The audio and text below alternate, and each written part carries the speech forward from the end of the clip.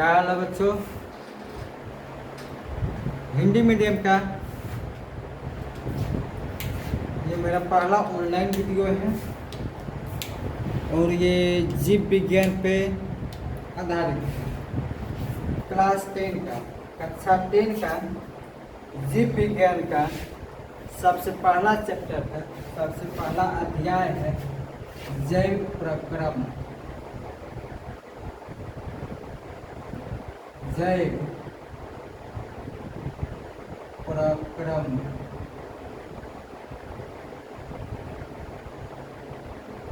पोषण।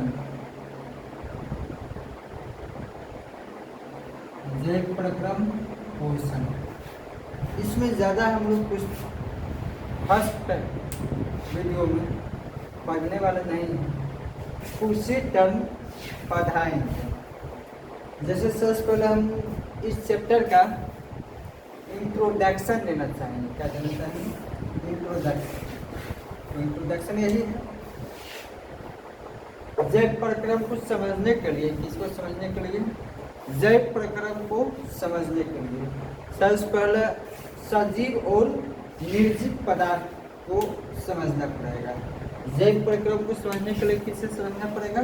सजीव और निर्जीव पदार्थ को। तो कुछ उदाहरण लेते हैं, जैसे दौड़ते हुए जानवर, घूमते हुए मानव, सोए हुए जीव, छोटा बीज से बड़ा पौधा बनना या बड़ा वृक्ष बनना, छोटा जीव से बड़ा जीव बनना इत्यादि। इस उदाहरण में हम लोग देखे होंगे गति, वृद्धि, श्वसन, जनन जैसी प्रक्रियाएं हो रही हैं। मेनली आपको सजीव वस्तु में विभिन्न प्रकार की जैविक प्रक्रियाएं संपन्न होती हुई मिलेगी। तो जिस जीवों में, जिस वस्तु में विभिन्न प्रकार की जैविक प्रक्रियाएं होती है उसे क्या कहेंगे? सजीव। क्या कहेंगे? सजीव।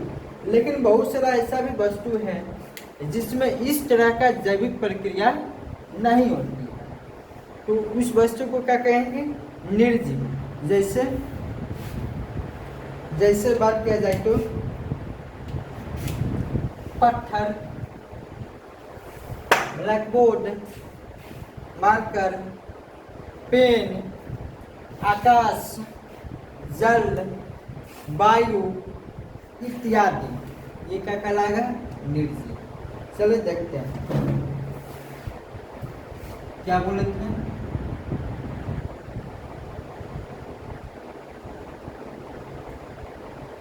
जैव प्रक्रम को समझने के लिए, जैव प्रक्रम को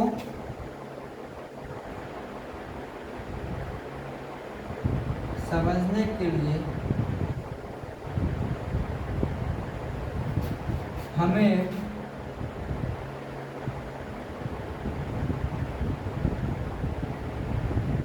सजीव एवं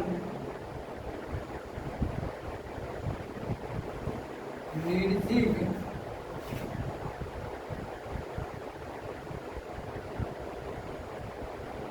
सजीव एवं निर्जीव के बीच अंतर समझना होगा।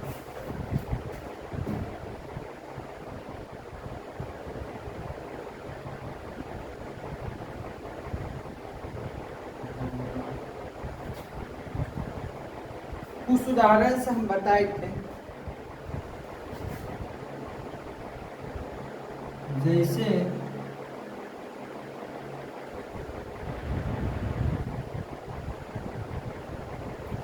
उड़ती हुई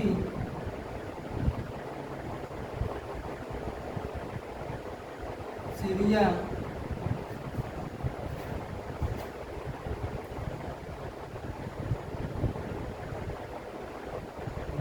दौड़ते हुए मनुष्य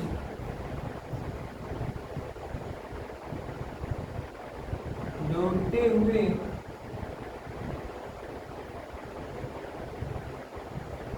जानवर सोए हुए जीव छोटे बीज से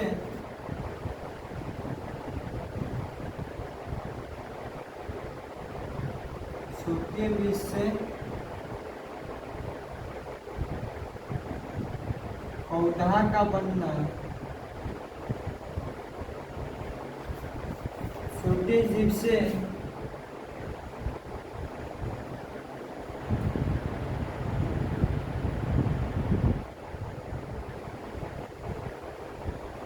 बड़ा जीव बनना इत्यादि।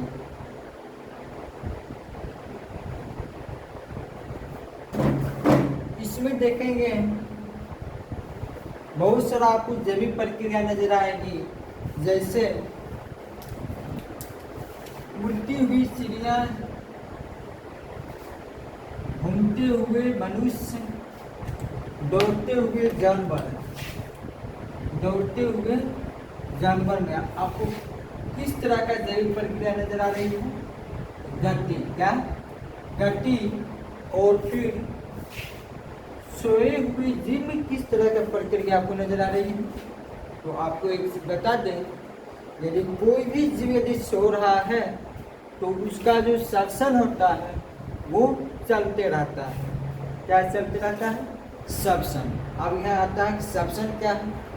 श्वसन उन सभी जैविक प्रक्रिया के सम्मिलित रूप है जिस प्रक्रिया के दौरान जीवों में ऊर्जा का उत्पन्न होता है। किस चीज का उत्पन्न होता है? ऊर्जा का उत्पन्न होता है। किस चीज का उत्पन्न होता है? ऊर्जा का उत्पन्न होता है। मीन्स जब हम सोए हुए रहते हैं फिर भी हमारे बॉडी में कुछ ऊर्जा का उत्पन्न होता है और कुछ ऊर्जा का यूज होता है, उपयोग होता है। तो सोए हुए जीव और भी छोटे बीज से पौधा का बनने में किस तरह का जैविक प्रक्रिया नजर आ रहा है? छोटे बीज से पौधा का बनने में वृद्धि नजर आ रहा है। क्या नजर आ रहा है? वृद्धि। फिर छोटे जीव से बड़ा जीव में भी वृद्धि। तो ऊपर दिए गए उदाहरण से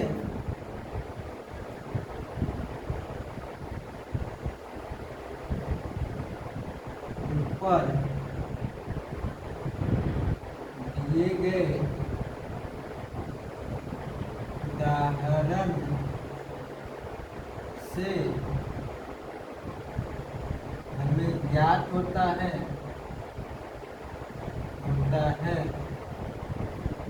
कि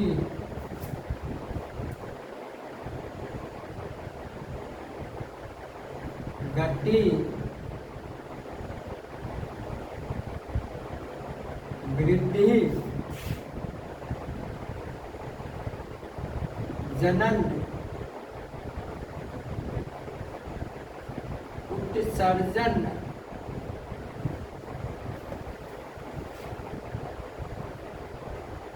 परिवहन, श्वसन, उत्तेजनशीलता,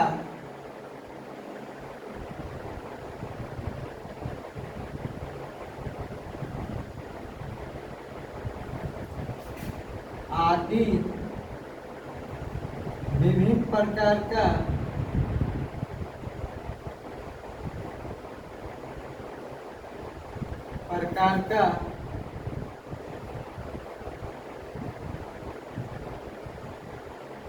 जैविक प्रक्रिया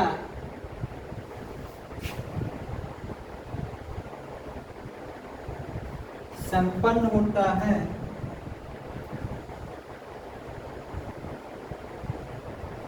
जो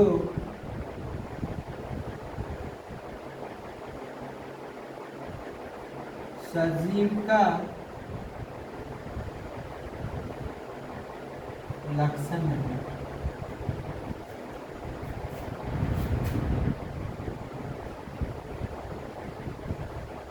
इस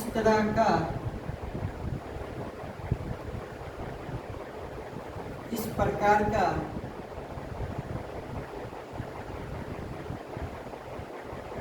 जैविक प्रक्रिया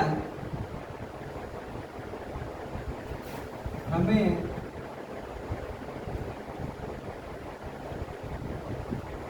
निर्जीव पदार्थ या वस्तु में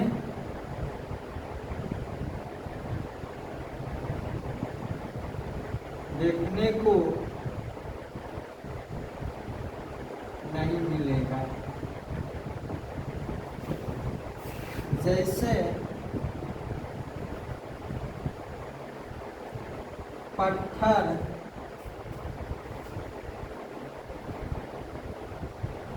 कलम, आकाश, वायु इत्यादि क्या होगा? निर्जीव पदार्थ होगा। क्या होगा? निर्जीव पदार्थ होगा। चलिए रिलीज करते हैं। इसके बावजूद भी बहुत सारा टॉपिक है जिसके बारे में हम अभी जानेंगे।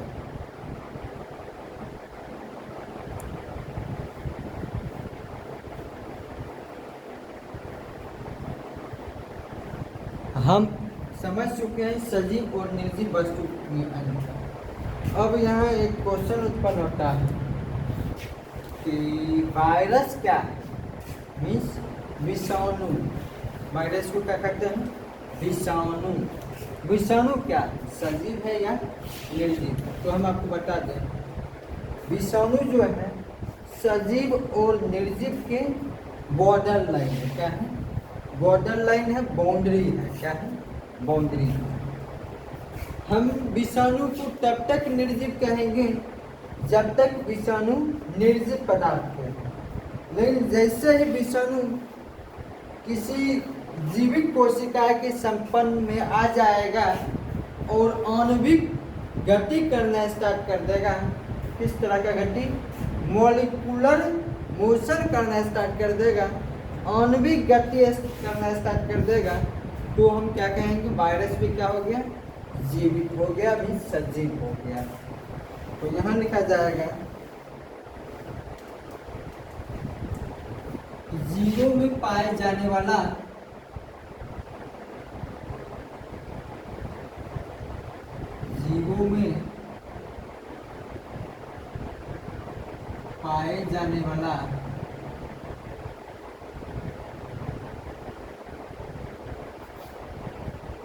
पाए जाने वाला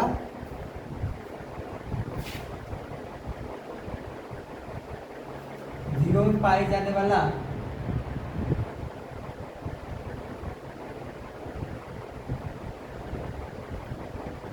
गति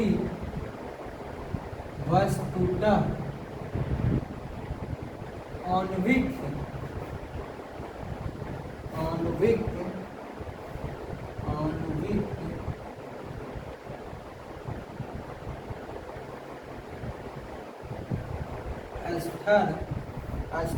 स्तर आणविक स्तर पर होता है, जिसके अभाव के कारण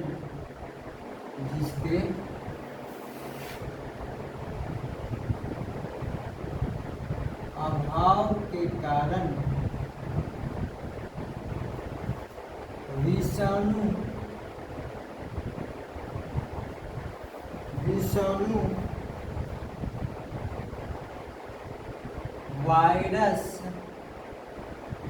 वायरस तब तक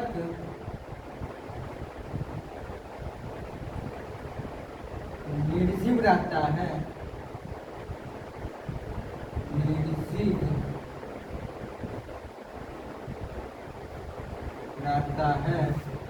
जब तक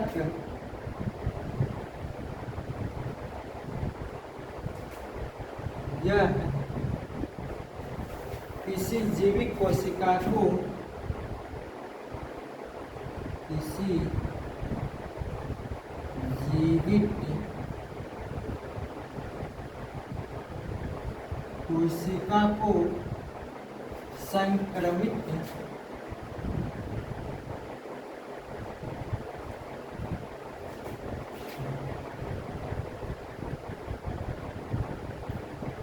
नहीं करता है।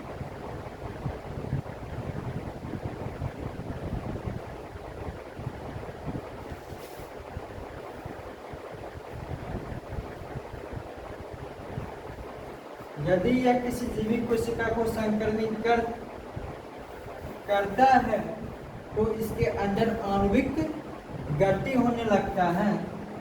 यदि यह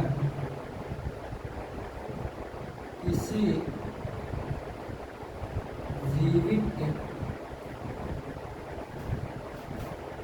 कोशिका को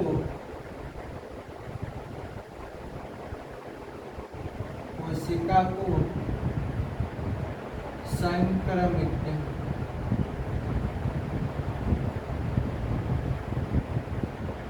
करके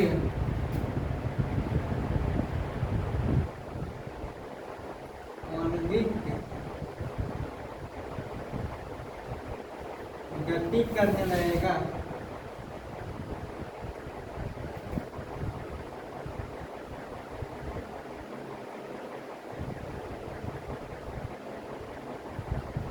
तो विषाणु सजीव हो जाएगा एवं जीव कहलाएगा।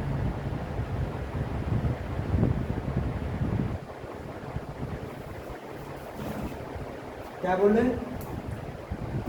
जीवों में पाए जाने वाला कुछ गति आणविक स्तर पर होता है जिसके अभाव के कारण विषाणु वायरस तब तक निर्जीव रहता है जब तक यह किसी जीवित कोशिका को संक्रमित नहीं करता है। यदि यह किसी जीवित कोशिका को संक्रमित करके इसके अंदर यदि आणविक गति होने लगेगा तो विषाणु भी एक सजीव जीव प्राणी के रूप में गिनती हो सजीव प्राणी में गिनती होगा। अब हम देखते हैं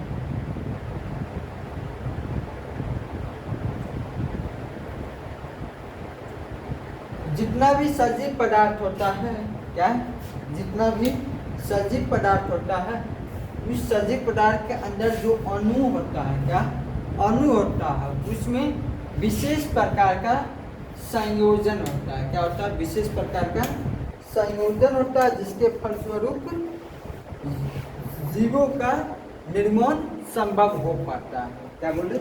जितना भी जीवित कोशिका है सभी के अणुओं में जितना भी जीवित कोशिका है सभी के अणुओं में विशेष प्रकार का क्या होता है? संयोजन होता है। क्या होता है? संयोजन होता है जिसके फलस्वरूप हम यह कह पाते हैं कि जीवों में जीवन संभव है। जीवों में जीवन संभव है या जीवों का निर्माण संभव है।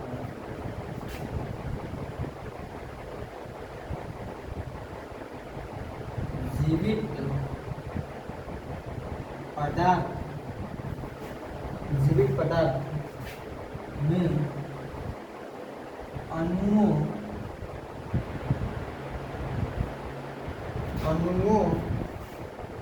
का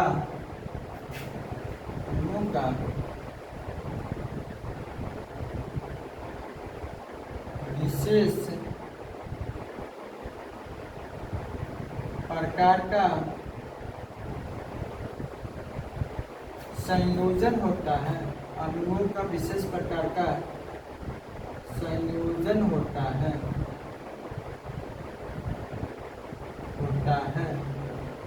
जिसके फलस्वरूप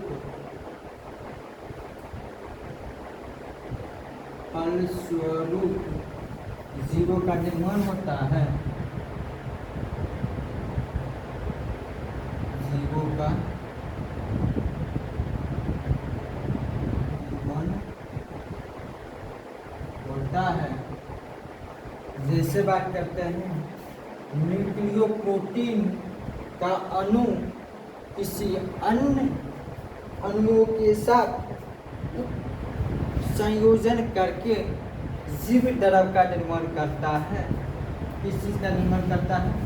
न्यूक्लियोप्रोटीन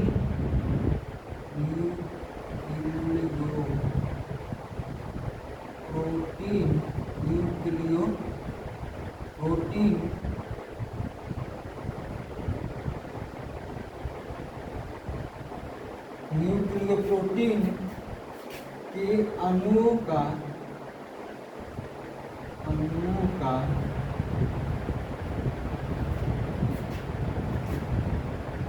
संयोजन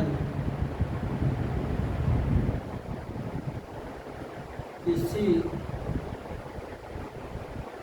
दूसरे अणुओं के साथ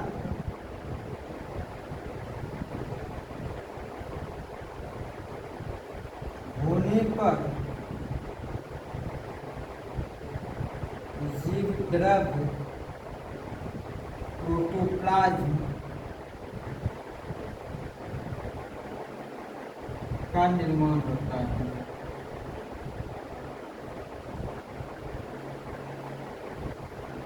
जिसे जीवन का मूलाधार कहा जाता है। जिसे जीवन का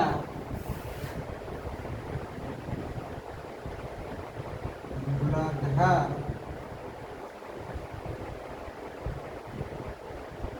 कहा जाता है। क्या बोल रहे? जीवित पदार्थ में अणुओं का विशेष रूप से संयोजन, जीवित पदार्थ में अणुओं का विशेष प्रकार का संयोजन होता है, जिसके फलस्वरूप किस चीज का निर्माण होता है? जीव का निर्माण होता है। किसका निर्माण होता है? जीव का। जैसे एक उदाहरण में होता है न्यूक्लियोप्रोटीन के अणु का संयोजन किसी दूसरे अणुओं के साथ होने पर किस चीज का निर्माण होता है? जीव द्रव का निर्माण होता है। न्यूक्लियोप्रोटीन के अणुओं का किसी अलग अलग प्रकार के अणुओं के साथ संयोजन से जीव द्रव का निर्माण होता है, जिसको हम लोग प्रोटोप्लाज्म कहते हैं।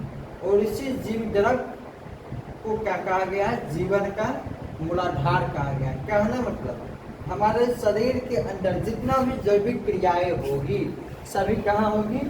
जीव द्रव में होगी, प्रोटोप्लाज्म में होगी। यहाँ तक बता दिए हैं। कुछ और पॉइंटर एक से दो समझ लें। किसी भी जीवों का क्या? किसी भी जीवों का रचनात्मक एवं क्रियात्मक इकाई को क्या कहते हैं? कोशिका।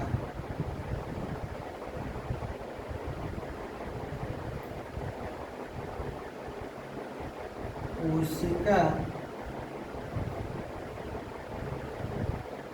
किसी भी जीव का रचनात्मक एवं क्रियात्मक इकाई है। किसी भी जीव का रचनात्मक एवं क्रियात्मक इकाई क्या है? कोशिका। क्या है? कोशिका। जब बहुत सारा कोशिका आपका समूह आपस में मिलेगा तो क्या चीज का निर्माण होगा? कोशिका के समूह जब आपस में मिलेगा तो ऊतक का निर्माण होगा। क्या चीज का? ऊतक का। और जब बहुत सारा ऊतक का समूह मिलेगा तो अंग का निर्माण होता है। किस चीज का? अंग का। और जब बहुत सारा अंग आपस में मिलेगा तो अंग तंत्र का निर्माण होता है। किस चीज का? अंग तंत्र का निर्माण होता है। और जब बहुत सारा अंग तंत्र मिलेगा तब जाके एक जीव का निर्माण होगा। क्या बोले? जब बहुत सारा कोशिका का समूह आपस में मिलेगा तो ऊतक का निर्माण होगा। और जब बहुत सारा ऊतक आपस में मिलेगा तो अंग का निर्माण होगा, और जब बहुत सारा अंग आपस में मिलेगा तो अंग तंत्र का निर्माण होगा, जब बहुत सारा अंग तंत्र आपस में मिलेगा तो जीव का निर्माण होगा। कोशिका को इंग्लिश में क्या कहते हैं? सेल। ऊतक को क्या कहते हैं? टिश्यू। अंग को क्या कहते हैं? ऑर्गेन। अंग तंत्र को क्या कहते हैं? Organ system. जीव को क्या कहते हैं? ऑर्गेनिज्म। देखिए यहाँ तक यदि किसी को प्रॉब्लम है ऐसे उतारिए, इरेज कर देता हूँ। चलिए अब आते हैं इस चैप्टर का, क्या नाम है? जैव प्रक्रम। जैव प्रक्रम क्या होता है? अभी तक हम पढ़े हैं कि हमारे शरीर में बहुत सारी क्रियाएं होती हैं, तो वे सारी क्रियाएं, जिस क्रियाएं की वजह से किसी जीव का अनुरक्षण होता है, क्या होता है? किसी भी जीव का अनुरक्षण होता है, उस क्रिया को क्या कहेंगे? जैव प्रक्रम। वे सारी क्रियाएं,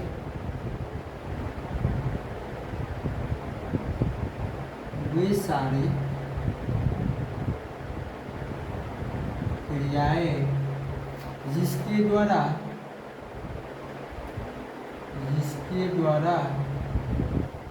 जीवों का अनुरक्षण होता है, अनुरक्षण मीन्स मेंटेनेंस,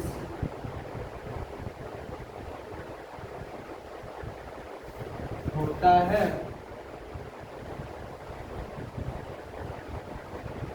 वह जैव प्रक्रम कहलाती है। जैव प्रक्रम कहलाता है। क्या कहलाता है? वे सारी क्रियाएं जिसके द्वारा जीवों का अनुरक्षण होता है, वह क्या कहलाता है? जैव प्रक्रम कहलाता है। क्या कहलाता है? जैव प्रक्रम। इसके बाद आता है श्वसन।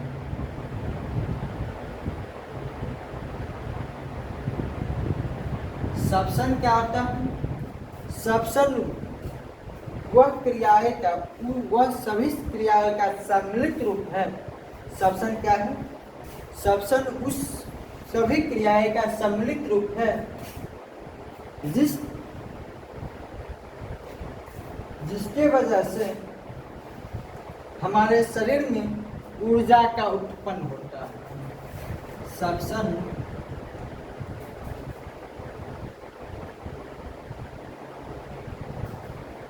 वह सभी क्रियाएं का सम्मिलित है। वह श्वसन उस सभी क्रियाएं का सम्मिलित रूप है, उस सभी क्रियाएं का सम्मिलित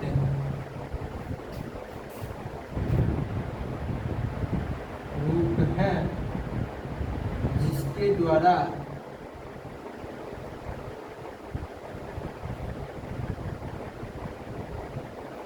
हमारे शरीर में ऊर्जा उत्पन्न होती है।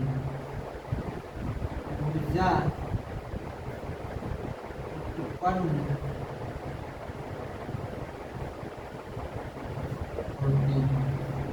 जैसे श्वसन क्या? उस सभी क्रियाएं का सम्मिलित रूप है जिसके द्वारा हमारे शरीर में ऊर्जा उत्पन्न होती है। जैसे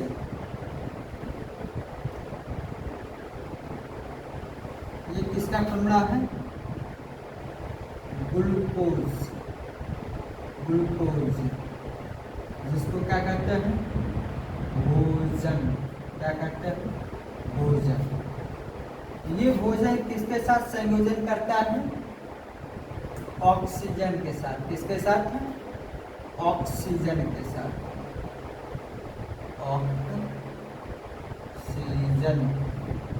के साथ। किसके साथ संयोजन करता है?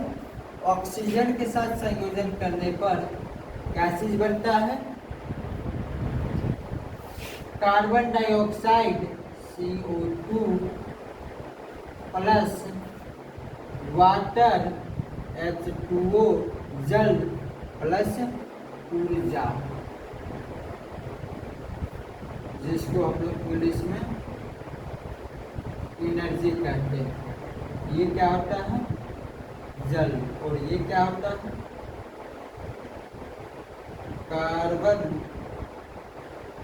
डाइऑक्साइड। कार्बन डाइऑक्साइड क्या बोला? श्वसन उस सभी क्रियाएं का सम्मिलित रूप है जिसके द्वारा हमारे शरीर में ऊर्जा उत्पन्न होती है। तो कैसे होते हैं देख लेते हैं। ग्लूकोज, जिसको भोजन कहते हैं, भोजन हमारे शरीर में कहाँ पे डाइजेस्ट होता है, कहाँ पे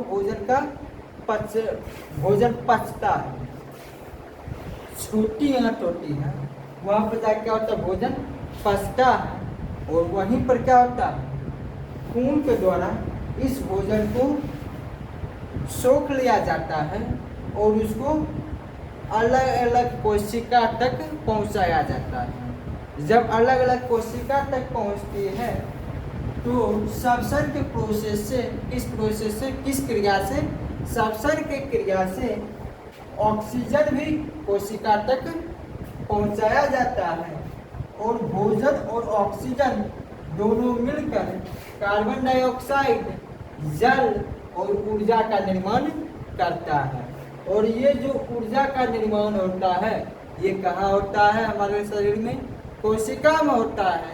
लेकिन कोशिका के किस भाग में होता है? माइटोकॉन्ड्रिया में। कहाँ होता है? माइटोकॉन्ड्रिया में। कहाँ होता है? माइटोकॉन्ड्रिया में।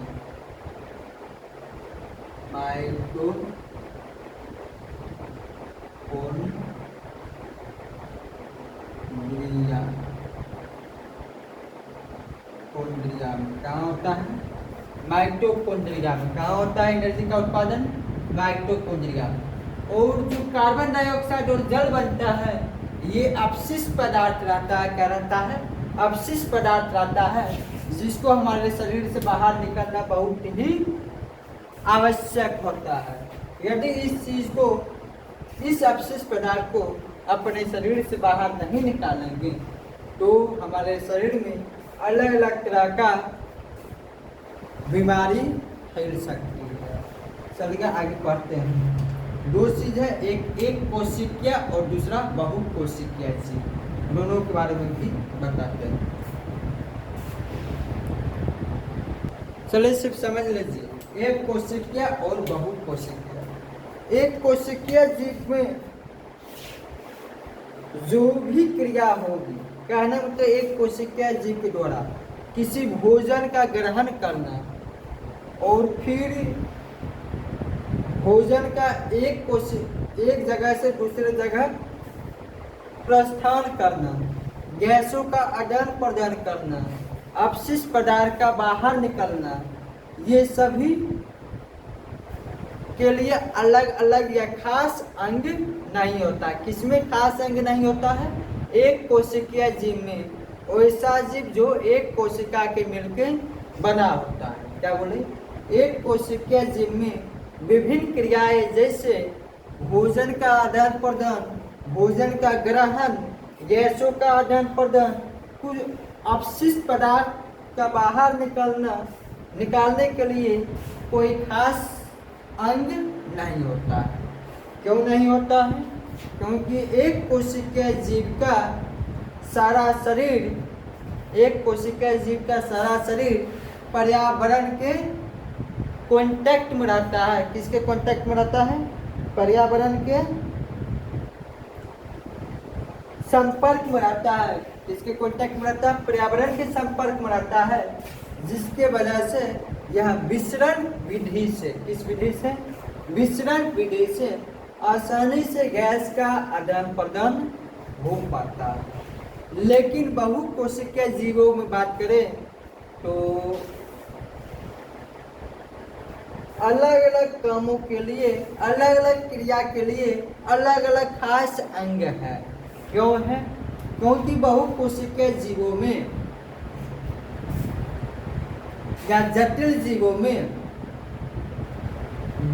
सारा अंग पर्यावरण के संपर्क में, सीधा संपर्क में नहीं रहता है, इसलिए सिर्फ विचरण विधि द्वारा अलग अलग क्रियाएं या गैसों का आदान प्रदान नहीं हो संभव है।